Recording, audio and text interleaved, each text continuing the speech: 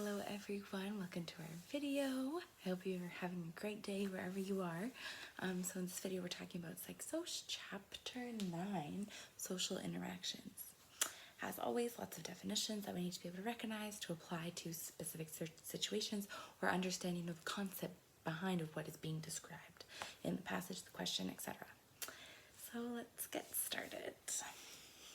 Some of these things I know we've also touched on in a couple other videos as well, so I'll point that out as we go through. So first we have status, which is a position in society used to classify an individual. Again, also a lot of these are self-explanatory. You know, there was a couple towards the end of the chapter it spoke about communication. I didn't include that on here. I also didn't include, verbal communication versus body language. I feel like we know that, so I did not include that on the board, but there are a couple of ones that I included just because they discussed them in the chapter, but you probably already know. So we have ascribed status, which is a status that you're involuntarily assigned, for example, based on your race or gender or things like that. Then you have achieved status, which is voluntarily earned, for example, based on your profession, right? I know we're watching this video, you probably want to become a doctor too. So when we become doctors, that is an achieved status because that's something we weren't necessarily born as, it's something that we achieved. Then we have master status, which is the status by which an individual is primarily identifies. We have role, which is a set of beliefs, norms that define how someone should behave. We have role performance, which is when you're carrying out a behavior of a specific role, right? That just makes sense. Role performance, you're performing the duties, the behaviors, etc. of the specific role, right? For example, I don't want to say examples because things can be, sometimes controversial, but if you say, a mom, that there's some things in that role as a mom that come to mind. So role performance is carrying out the behavior of what is expected in that role. Okay, so then we have role partner, which is another individual who helps define a specific role. Just give me 1 second here. Sorry about that. So, then we have a role set, which is a set of all roles that are associated with a status. We have role conflict, which is difficulty managing multiple roles. I think we talked about these in another chapter as well. Role strain, which is difficulty managing just one role, and more so with, I better understand it as within the one role, there are many things that make it difficult. So role conflict is when you have to wear multiple hats, right?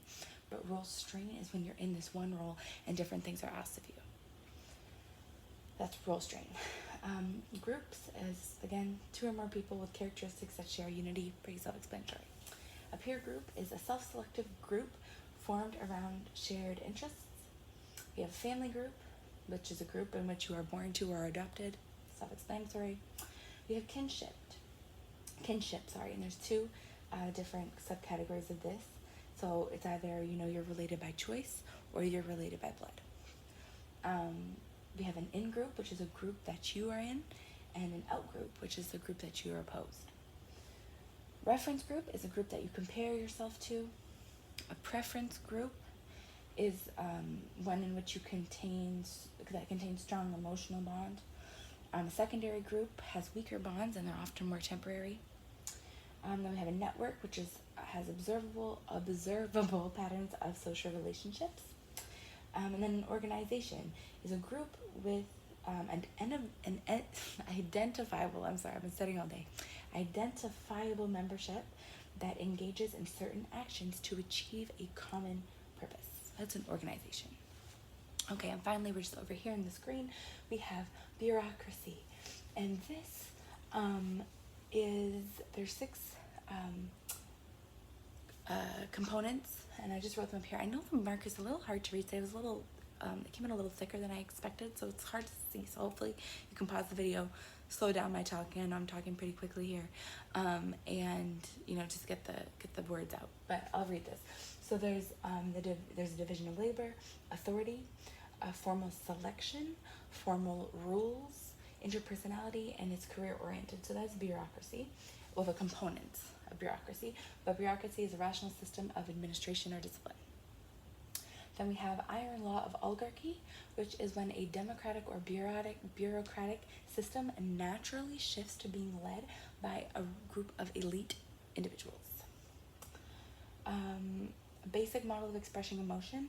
We also talk about emotion in other chapters, so don't worry too much about this one, but basic model of expressing emotion is a universal emotion across culture, whereas social, and I only bring that up to say that social construction model of expressing emotion is emotion based on specific situations. And then there's also display rules, which are the unspoken rules that govern expression of emotion. For example, in some cultures, you cannot, display anger in the way some other cultures do. So would be display rules, unspoken rules that govern the expression of emotion. There are some limits, even if you're angry.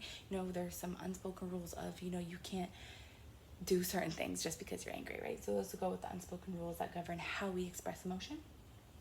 Then we have impression management, which is the maintenance of a public image through flattery, boasting, appearance, things like that. So just maintaining, a specific image is impression management. Then we have dramaturgical approach, which is when people create images of themselves in front of others.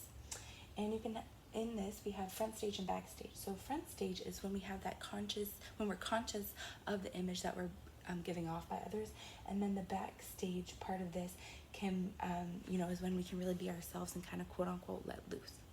So I know that was pretty quick, but hopefully you got all the key points here. If there's anything that you didn't really understand, look up an example. That definitely always helps. I didn't have time to really do that today, go through a lot of examples of it. I just wanted to get these definitions out. But if you have any questions, put them below. And if not, we'll see you in the next video.